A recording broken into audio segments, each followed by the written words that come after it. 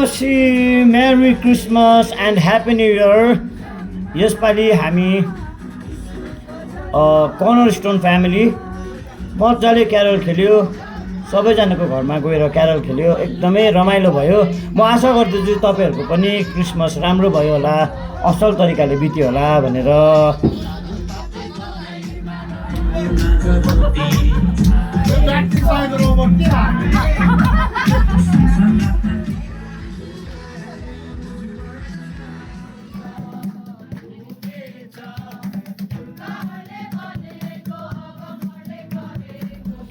यसपालिको Christmas चाहिँ हामीले यसरी होटलमा गरेको थियो, किनभने हाम्रो चर्च सानो भएको कारणले गर्दा र धेरैजना मेम्बरहरू प्लस गेस्टहरू पनि आउनुभएको थियो हो, सबैलाई अटाउनु थियो, त्यसै कारणले गर्दा त्यहाँ होटलमा गरेको।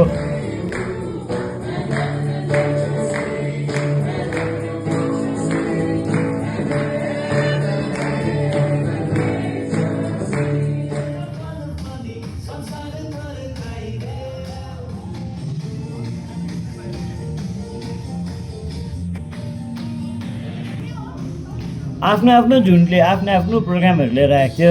कतिले डान्स लिएर आएको थियो, कतिले नाटक लिएर आएको थियो, कतिले गीत लिएर आएको थियो, कतिले स्टोरी लिएर आएको थियो। मजा आयो, एकदमै रमाइलो भयो।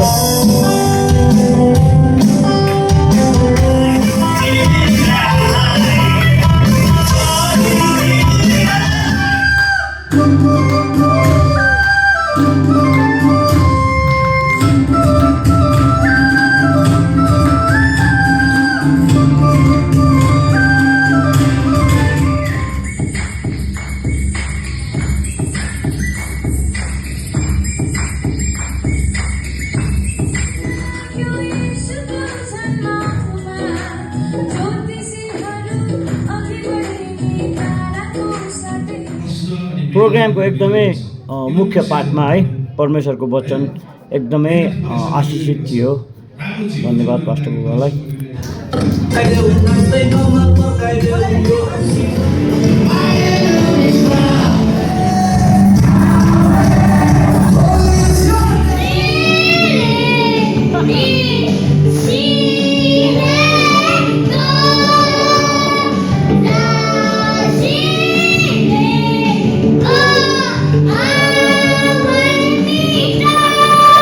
सबैले पर्खिरहेको पार्ट चाहिँ बल्ल आइपुग्यो। त्यो चाहिँ के हो भन्दाखेरि लन्च ब्रेक।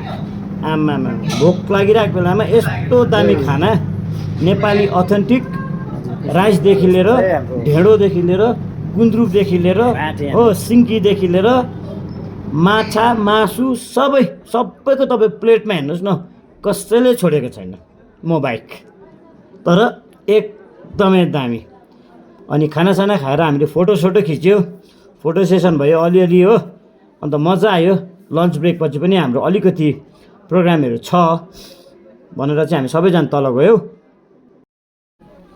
अब चाहिँ हाम्रो गेम्स टाइम छ। एउटा गेम खेल्दैछ हामी। पाउँदैन कुनै विनर हुन्छ लास्टमा। ओके सो लेट्स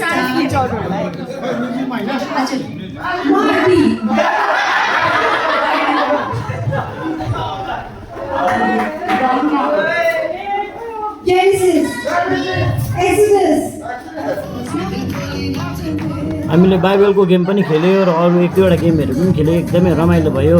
खाना खाएपछि चाहिँ मजाले खाना पचाउने गेमहरू।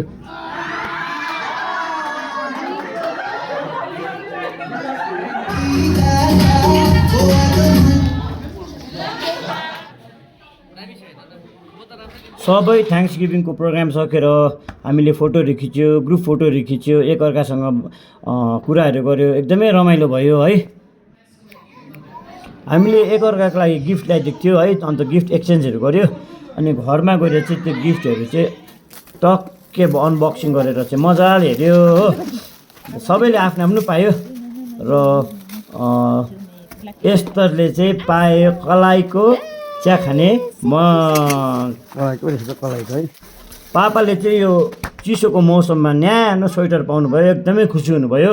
र भाइले चाहिँ दुईवटा गिफ्ट पायो, एउटा टोपी र अर्को चाहिँ यो पेन्सिल बक्स कलरफुल सबै सेट। र मेरो चाहिँ छ H&M को सर थ्याङ्क यू। अब क्रिसमसको लास्ट एउटा काम बाँकी छ, त्यो चाहिँ के हो भन्दाखेरि त्यो चाहिँ अब बहिनीहरूलाई गएर गिफ्ट दिनुपर्छ, क्रिसमस गिफ्ट बहिनीहरूलाई ल। माया छ सधैँ हो विशेष क्रिसमस दिदीको र सबैलाई 2025 को merry christmas and happy new year. Thank you.